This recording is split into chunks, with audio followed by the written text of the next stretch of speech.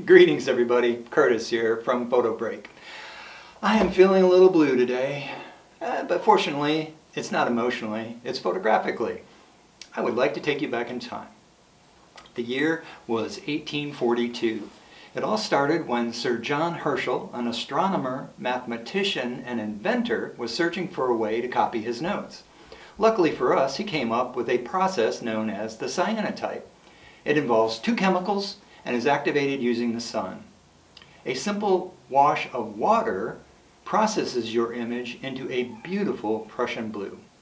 It is also known as the blueprint, and it has been used for years by architects until recently. An English botanist and a friend of Herschel, Anna Atkins, is attributed with creating the first photo book titled Photographs of British Algae. One copy was sold in 2004 for 229,250 sterling pounds. By today's exchange rate, that is over $300,000 in US currency. I like the fact that it was a woman who saw the creative potential, turning something that was intended to be a copying process and pushing it into an art form.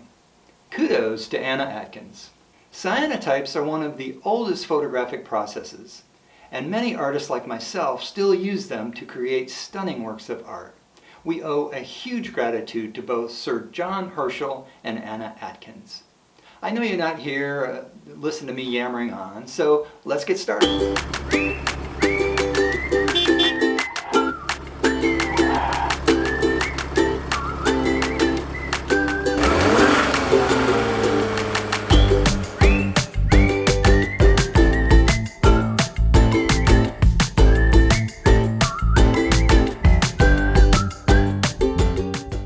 Greetings!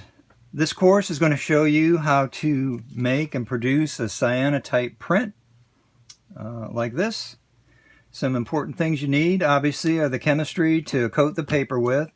You can use all kinds of different chemistry. You can mix up your own. I've found it easier to buy this particular brand, Photographer's Formula Incorporated Liquid Cyanotype Kit. It's so simple. You have solution A, solution B. You mix those up 1 to 1.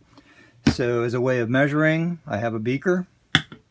You need something to put it in, plastic cup, and something to paint it on. Now you can get a brush to paint it on. I like using this sponge brush.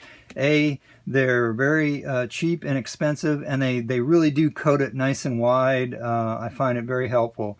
A little plastic spoon to mix up the chemicals. I use a painter's tape to tack down the paper that I'm painting with the solution. Paper is important. I tend to use a watercolor paper because what you have to remember is you're going to actually get this paper in water, a tray of water, to activate it and to wash off the excess cyanotype material. So I tend to find a nice watercolor paper. The thicker the better. This is a 140-pound Canson, and I highly recommend it.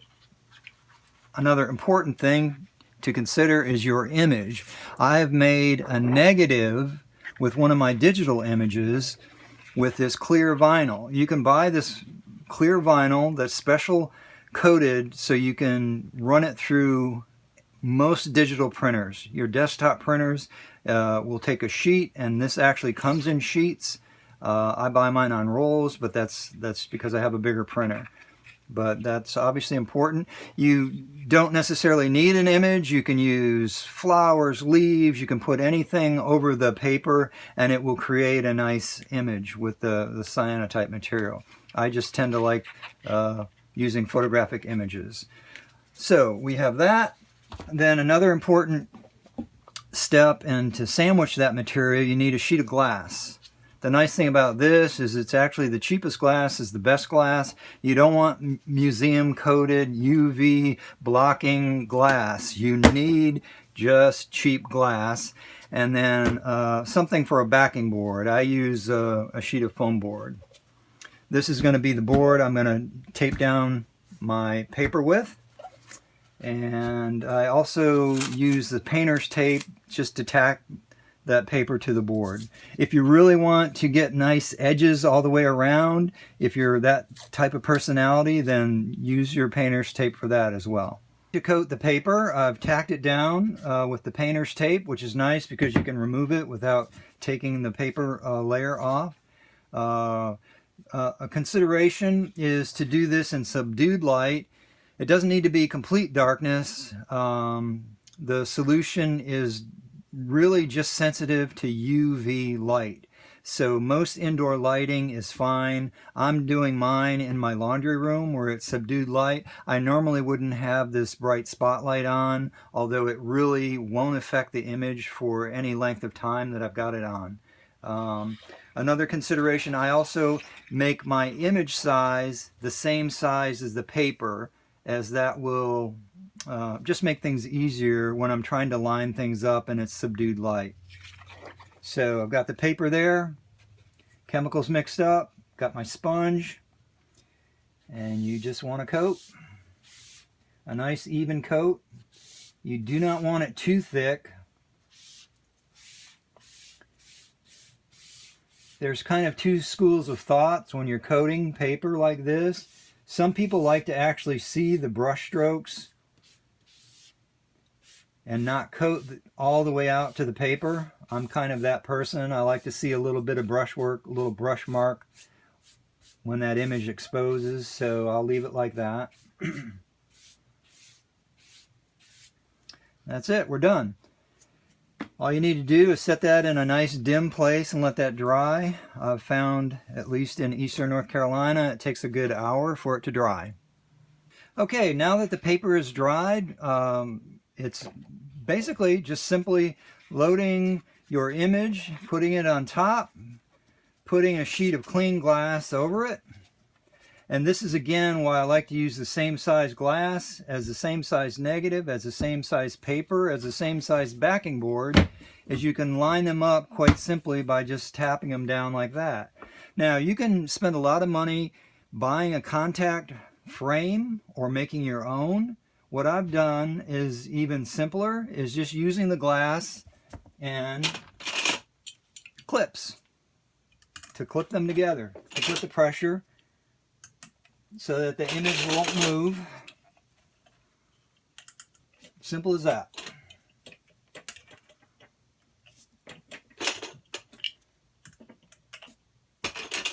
I'm a bit of a frugal photographer.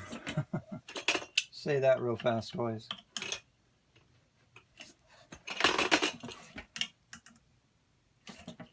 There you go. The image is nice and secure, not going to go anywhere. And so the next step is to expose it into the sun. Exposing cyanotypes, you have the main variable being the sun. Is it a clear sky? Is the sun fully out overhead at an angle?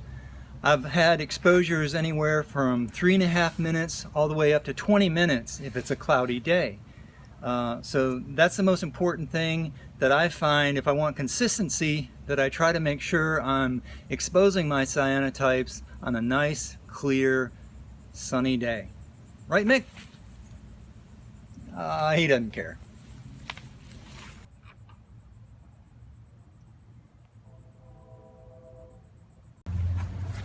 Okay, we've got it in full sun, and we'll set the timer for 3.5 minutes. Okay, now that the paper's exposed, we just want to put it in water. The simplest thing to expose these. And washing them off with water.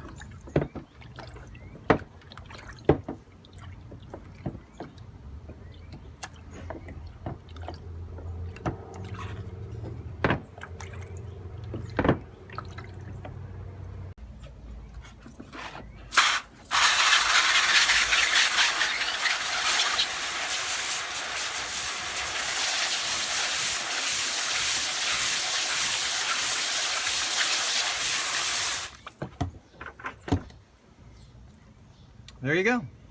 Okay, we've got the print washed. I'm going to show you another cool technique to darken it. To get a nice Prussian blue, you take hydrogen peroxide, just a little bit. Look at that. Look at that chemical reaction. Nice dark blue. That's so cool. There you go. And then we'll just wash it again.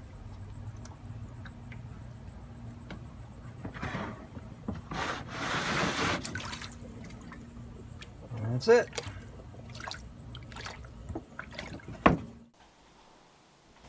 Wow, you're still here. Thanks for sticking around. Hey, it really does help if you subscribe, hit the like button. If you've got a question or comment, leave it below. And until the next time, this is Curtis from Photobrake, where I break for photos.